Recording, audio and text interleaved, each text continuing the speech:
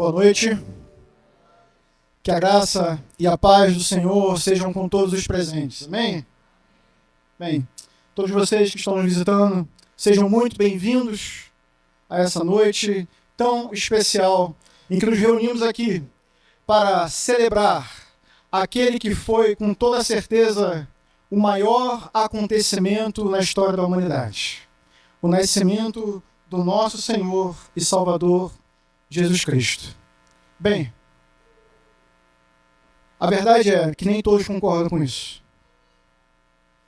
Eu sei que nem todos concordam com essas palavras, nem todos acreditam que realmente esse dia foi assim, tão importante assim.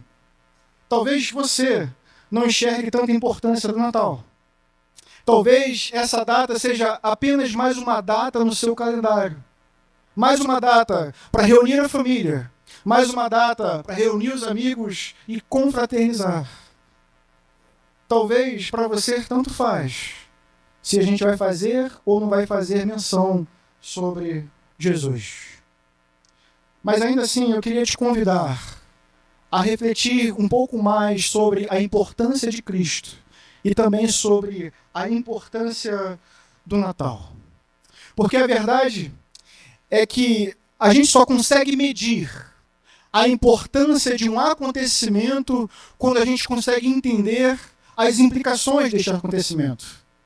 A verdade é que a gente só consegue medir a grandeza e a importância de uma pessoa quando realmente nós conhecemos essa pessoa. Por isso, eu queria que você parasse por um momento e se perguntasse: o que você realmente conhece sobre o Natal? O que você realmente sabe sobre quem é Jesus? Somente a partir daí é que nós poderemos realmente mensurar quão importante é o Natal e quão importante é Jesus se fazer carne e habitar entre nós. O tema dessa belíssima cantata que nós acabamos de ouvir. E quero falar um pouco mais sobre isso. Sobre o verbo que se fez carne. Eu quero falar um pouco mais sobre a glória de Cristo revelada no Natal. E para fazer isso, eu quero fazer menção de alguém que viu Jesus. De alguém que ouviu as palavras de Jesus. O apóstolo João. Ele disse isso em uma das suas cartas. Aquilo que vimos e ouvimos, isso anunciamos a vocês. Isso faz do apóstolo João, de fato, uma testemunha que merece ser ouvida com toda a atenção. Por isso eu queria ler com você a palavra que está escrita no Evangelho de João, no capítulo 1. Apenas 5 versículos. Versículo 1 ao 4 e depois o verso 14. A Escritura diz assim: no princípio era a palavra, e a palavra estava com Deus, e a palavra era Deus. Aquele que é a palavra estava com Deus no princípio. Todas as coisas foram feitas por intermédio dele. Sem ele, nada do que existe teria sido feito. Nele estava a vida, e esta era a luz dos homens. Aquele que é a palavra tornou-se carne e viveu entre nós. E vimos a sua glória. Glória como do unigênito vindo do Pai, cheio de graça, cheio de verdade. Esse é o relato de alguém, como eu disse, que viu e ouviu as palavras diretamente do próprio Cristo. Esse relato que nós acabamos de ler mostra não apenas a origem, mas também fala do nascimento de Jesus. Mas eu não sei se você percebeu que existe algo estranho nesse relato. Aonde estão José e Maria? Aonde estão os pastores? Aonde está a estrela? Aonde está o lugar em que Jesus nasceu, como nós vimos no relato de Lucas, na abertura desse culto? João não menciona nenhuma dessas coisas. Ele não menciona nenhuma dessas coisas e eu vou explicar o motivo. João não está interessado em nos explicar quais foram os detalhes do dia em que Jesus nasceu. Esse não é o propósito com o qual ele escreve. O propósito de João é um pouco mais além, um pouco mais profundo. Ele deseja nos mostrar duas coisas. Em primeiro lugar, quem é Jesus? E por que o nascimento dele é realmente importante. E o primeiro argumento de João, logo nos primeiros versos do seu evangelho, é nos mostrar que Jesus é realmente importante e o seu nascimento é realmente importante, porque Jesus é divino. Porque Jesus é plenamente divino. E ele começa a fazer isso de várias formas, usando vários argumentos, já no primeiro versículo. Ele fala de alguém que é eterno e divino. Ele fala de alguém que, no princípio, ou seja, no início de todas as coisas, no início da história, da nossa história, antes de que todas as coisas fossem criadas, ele já estava com Deus. E não apenas estava com Deus, mas é Deus. Ele começa o seu evangelho falando desse Deus todo-poderoso, por meio de quem todas as coisas foram criadas. Ele diz, sem ele nada do que existe, nada do que foi criado teria vindo à existência. Ele prossegue e fala não apenas de um Deus eterno, não apenas de um Deus todo-poderoso, mas fala também de alguém que é absolutamente essencial. Ele fala, nele estava a vida. Ele era a luz dos homens. Ou seja, Jesus, por meio dele, ele é a única forma de nós encontrarmos sentido na nossa vida, razão na nossa vida, propósito em nossas vidas. É nele, e somente nele, que encontramos tais coisas. Ele é absolutamente essencial e é também absolutamente indispensável. Ele é a luz. Ele é a luz dos homens. É por meio dele, e é somente por meio dele, que nós conseguimos realmente ver aquilo que precisa ser visto. É ele que mostra o caminho. É ele que ilumina o caminho. Mas também é ele que aponta para si mesmo e diz, eu sou o caminho. Eu sou a luz. De uma forma impressionante, Jesus não é apenas aquele meio de iluminar. Ele é aquele que ilumina. Mas no final das contas, ele diz, olhem para a luz. Eu sou a luz. O pastor John Piper, ele diz isso de uma forma muito mais brilhante e poética do que eu jamais poderia dizer. Ele diz que Jesus é ao mesmo tempo o poder vivo para ver e é também o esplendor que precisa ser visto. Esse é o Cristo que João começa a nos apresentar. É assim que João começa o seu evangelho. É assim que ele começa a nos mostrar a real importância de Jesus e a real importância do seu nascimento. É como se João estivesse apontando para aquela manjedoura e estivesse dizendo, ei, olhem, prestem atenção, porque aquele menino, o menino na manjedoura, é Deus. É assim que ele abre o seu evangelho. Jesus é Deus. Mas ele continua e nos apresenta o segundo argumento. Jesus é Deus, em primeiro lugar. Mas em segundo lugar, Jesus é Deus encarnado. Olha o que ele diz no verso 14. Aquele que é a palavra estava com Deus e é Deus. E ele continua dizendo, vimos a sua glória, glória do unigênito que veio do Pai, cheio de graça e de verdade. Aquele que é a palavra estava com Deus e é Deus. Eu não sei se você conseguiu entender isso. Aquele que é a palavra estava com Deus e ele se fez carne e ele viveu entre nós. Irmãos, o que João está falando aqui é um escândalo. É um verdadeiro escândalo. E eu queria que você pensasse um minuto sobre isso. Eu quero que você pense nisso. No Deus eterno.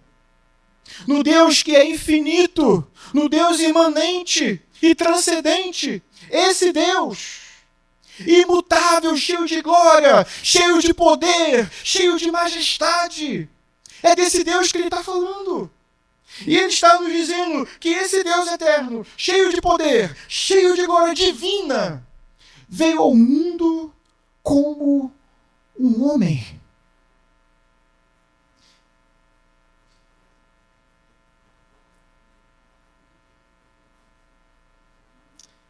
Já parou para pensar no que isso significou para Cristo? Já parou para considerar o que isso significou para Cristo? João está nos dizendo que ele era plenamente Deus, mas também está nos dizendo que ele era plenamente homem. Isso significa que o infinito assumiu a forma do finito. Significa que o Rei dos Reis assumiu a forma de servo. Significa que o Eterno se tornou mortal.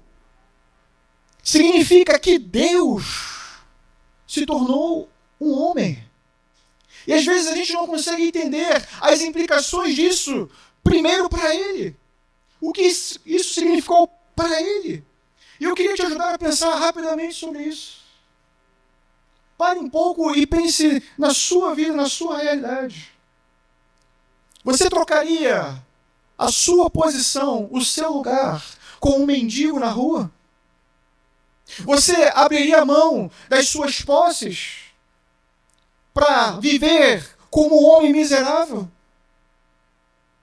Ainda que aqui não haja ninguém absolutamente rico, você deixaria tudo para trás e se mudaria para viver no país mais miserável, como o homem mais miserável? Porque foi isso que Cristo fez por nós. Ele abriu mão do seu reino. Na verdade, ele fez muito mais do que isso. A gente não consegue imaginar o que ele fez. Ele abriu mão do seu reino, abriu mão da sua glória, abriu mão da sua posição para viver entre nós, para viver entre homens, para viver entre criaturas imperfeitas e pecadoras. Ele se esvaziou e assumiu a forma de servo. A pergunta é, por que Jesus fez isso? Por que alguém faria isso? Porque ele abandonou o seu reino e veio até nós. Porque ele deixou a sua glória e veio até nós. João nos dá 3 respostas que eu queria compartilhar com você. A primeira delas está no verso 14. Ele fez isso para que nós pudéssemos ver a sua glória. A glória do unigênito do Pai. Mas que glória é essa, irmãos? Que glória é essa? Talvez você pense, foi agora da transfiguração. Mas João, no livro de João, do Evangelho de João, a transfiguração nem é mencionada. Então, que glória é essa de que ele está falando? Como que nós podemos ver essa glória? Queria lembrar a história. Jesus nasceu numa manjedoura, fora da cidade. Jesus cresceu e viveu em uma cidade que era desprezada pelos homens. Caminhou com homens sem importância. Acumulou alguns discípulos, também alguns inimigos. Foi traído por um deles. Foi negado por todos eles. Abandonado por todos eles e negado por um deles. Finalmente foi morto numa cruz. Eu te pergunto, que glória é essa? Que glória é essa? E para explicar isso para você, eu quero voltar um pouquinho no tempo. Lá no tempo de Moisés. Você provavelmente já ouviu a história de Moisés. Moisés foi o homem que Deus usou para tirar o povo do Egito e levá-los até a terra prometida. Um caminho no deserto que levou muito tempo. Só que durante essa caminhada, Deus deu uma ordem para Moisés. A ordem de construir um tabernáculo. O tabernáculo, se você não sabe, era uma tenda. Uma tenda muito simples, uma tenda humilde, uma tenda feita de lona. 5 metros por 15 era a sua medida. Nem se comparava com as pirâmides que o povo viu no Egito. Era de fato uma tenda muito simples. Mas nessa tenda humilde, nessa tenda simples, coisas extraordinárias aconteciam. Era naquele lugar que a presença de Deus se manifestava. Era naquele lugar que a glória de Deus era vista. Também era naquele lugar que os sacrifícios para o perdão de pecados eram realizados. E por acaso é justamente essa a palavra que João escolheu para dizer que Jesus viveu entre nós. Ele diz que Jesus habitou, em outras palavras, ele tabernaculou entre nós. Então, assim como aquele tabernáculo do Antigo Testamento era simples e humilde, e talvez não atraía a atenção das pessoas, assim também Cristo, quando veio ao mundo e pisou na terra e caminhou entre os homens. Talvez alguém olhasse para ele e não enxergasse qualquer beleza. Talvez não atraísse a atenção. Mas o fato é, através de Cristo, a presença de Deus foi real e manifesta entre nós. O tabernáculo apontava para a presença de Deus. Mas, de fato, em Cristo, essa presença se manifestou. Jesus, plenamente Deus e plenamente homem, é a verdadeira manifestação de Deus. Por isso ele mesmo diz: quem vê a mim, vê ao Pai. E por isso a Escritura também diz que o Filho é o resplendor da glória de Deus e a expressão exata do seu ser. Isso significa que quanto mais nós conhecemos a Cristo, mais conhecemos a Deus. Quanto mais nós olhamos para Cristo, mais nós vemos a Deus. Quanto mais conhecemos o seu caráter, quanto mais conhecemos a sua palavra, mais estamos conhecendo a Deus. Porque Ele é a imagem do Deus invisível. Porque nele habitava a plenitude da divindade. E é por isso que nós sempre dizemos que Jesus é maior que Moisés, que Jesus é maior do que João, que Jesus é maior do que Maria, que Jesus é maior do que o Papa, porque só Ele é a expressão exata do ser de Deus. Quanto mais conhecemos a Cristo, mais nós veremos a glória de Deus na face de Cristo. Esse é o primeiro motivo porque ele se fez carne, para que víssemos a sua glória. Mas em segundo lugar, para que recebêssemos dele graça e verdade. Olha o versículo 16. Todos recebemos da sua plenitude graça sobre graça. Pois a lei foi dada por intermédio de Moisés. A graça e a verdade vieram por intermédio de Jesus Cristo. Jesus não apenas revelou Deus, mas revelou também o caminho da reconciliação entre nós e o nosso Deus. A realidade é que os sacrifícios que eram praticados no tabernáculo, naquele tabernáculo, não poderiam nos aproximar, eram incapazes de nos perdoar. Mas eles apontavam para um sacrifício maior. O sacrifício que Jesus realizou na cruz para o perdão dos nossos pecados. Eu não sei se você já entendeu isso. Eu não sei se você entendeu por que Cristo precisou morrer na cruz. Mas se você não entendeu, deixa eu te explicar. Cristo veio a esse mundo e Cristo precisou morrer numa cruz. Porque você não consegue ser bom o suficiente. Porque você não consegue ser justo o suficiente diante de Deus. Porque você não consegue cumprir com perfeição a palavra de Deus. Por isso a Escritura diz que todos nós pecamos e todos nós estávamos separados da glória de Deus. Precisávamos de um Salvador.